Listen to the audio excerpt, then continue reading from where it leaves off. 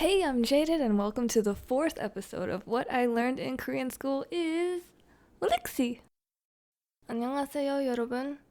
지난 에피소드부터 많이 공부했었어요.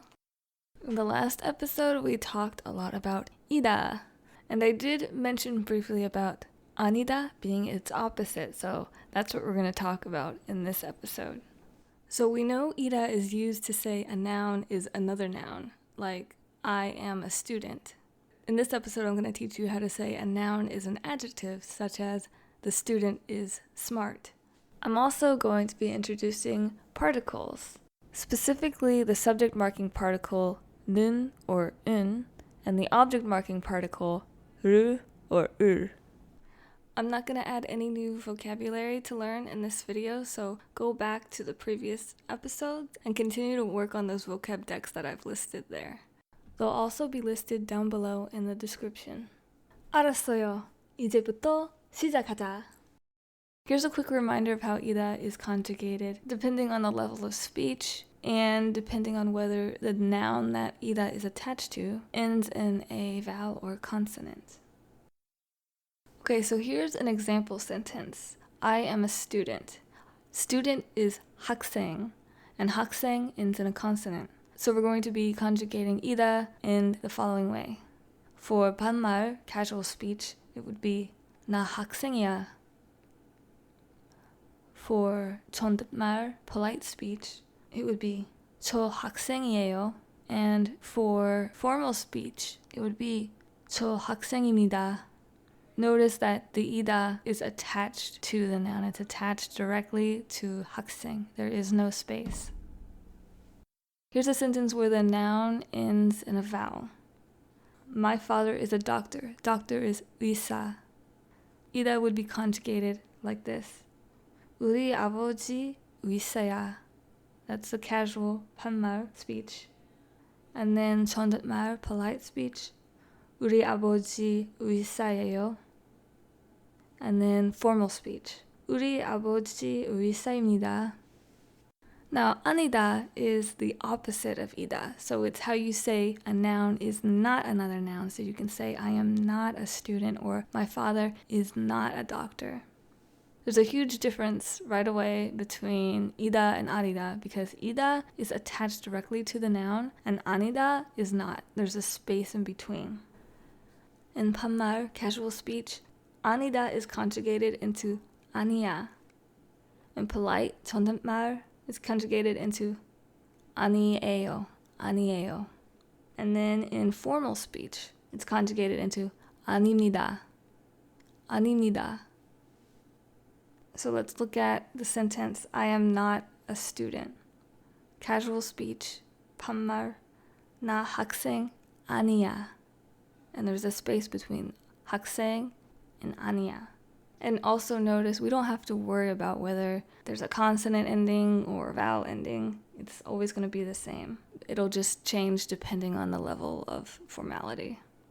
So polite speech, 존댓말, 저 학생 아니에요. And then formal speech, 저 학생 아닙니다. So it would be the same for my father is not a doctor. 우리 아버지 의사 아니야. 우리 아버지 의사 아니에요. 우리 아버지 의사 아닙니다. Alright, before moving on to the next topic, I'm going to mention something real quick. You're probably wondering why sometimes I'm using 나 to mean I or 저 to mean I. And 나 is the casual way to mean I. So I use that in the casual sentences. And then the 존댓말 sentences, I use 저. So 나 is 반말, casual speech. 저 is 존댓말, polite speech or formal speech. And they both mean I. Now let's talk about how to say a noun is an adjective, like that student is smart. Like I've already said in a previous episode, all sentences in Korean must end in either a verb, an adjective, ida, or its opposite, 아니다. So, for instance, smart in the sentence, that student is smart, is an adjective. So in Korean, that sentence can end in that adjective. So you would say, 그 학생 똑똑하다. Or let's say that woman is pretty. 그 여자 예쁘다. Or this puppy is cute. 이 강아지 귀엽다. You can see that all of these adjectives end in the da sound. This is dictionary form, just like how ida is in its dictionary form. In order to use the word in different tenses, like past, present, future, and in different levels of speech, like casual, polite, formal, they would need to be conjugated. However, with adjectives and verbs, it's a little more complicated conjugating them than it is with ida and anida. So we're going to save that for a later episode. Right now, I'm just going to stick with dictionary form, plain form, diary form. And you can go back in previous episodes and you can see phrases that I give you that use adjectives in this dictionary form. But there are also phrases that conjugate them into present tense form and maybe even past tense form. I'm thinking of 너 미쳤어? Specifically. Alright, this is a great time to introduce you to particles. Up to this point, I have been completely leaving particles out of sentences, which has been fine because the great thing about Korean is that it can be spoken in a very shorthand kind of way. Koreans try to make their sentences as short as possible. So for instance, subjects will be removed a lot. Even objects will be removed, and particles are removed a lot to make sentences as short as possible, and a lot of the information is understood through context clues. In English, a sentence may have a subject, a verb or an adjective, and an object. For instance, the sentence, I love you. The subject is I, then the verb, love, and then the object, you. So that verb is acting on that object. However, in Korean, they have what's called subject and object marking particles. They're used to clarify what the subject is and what the object is in the sentence. So we'll start off with the basics, the subject marking particle, which would be 는 or un, and the object marking particle, 를 or 을. Let's take that example sentence, I love you, translate it into Korean, and put in the proper subject and object marking particles. I'll put the sentence in casual form. So I love you would be 나, 너, 사랑하다. I, you, love. So let's mark what the subject is. The subject would be I, so you would put 는 at the end of 나. 나는. The object would be you, because the verb love is acting on that object, you. So no means you, and that's the object, so you would put 를 after no. 너를, 너를. So the sentence would read 나는 너를 사랑하다. Now the subject and the object are completely clarified. But in shorthand, you could just say 사랑하다, but it would be conjugated into present tense, so actually you would say 사랑해 for casual speech. But we'll get into conjugations later. But you get the idea. In very shorthand, you could just say 사랑해, and it would be understood that you're saying I love you. Let's do another example sentence. How about the student reads that book? So the subject in English would be the student, and the verb would be reads. And what does the student read?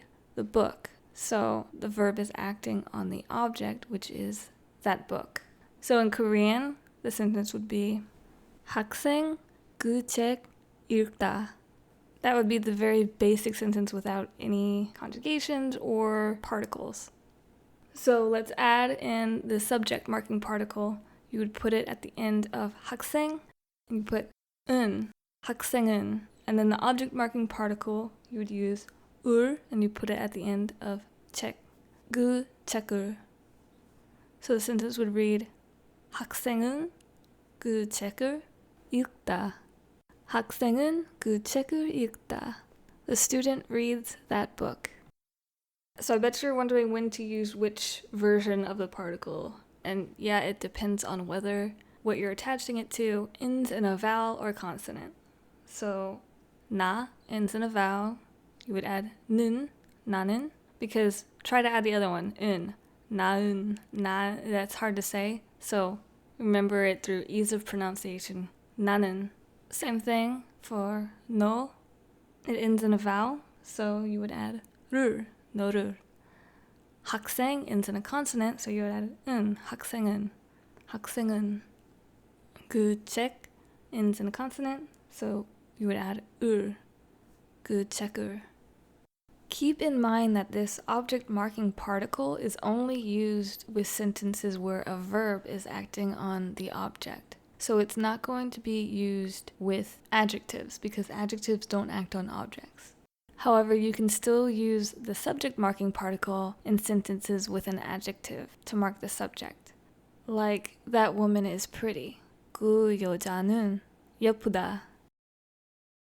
수고했어요, 여러분. 지금은 여기까지예요. 열심히 공부하자.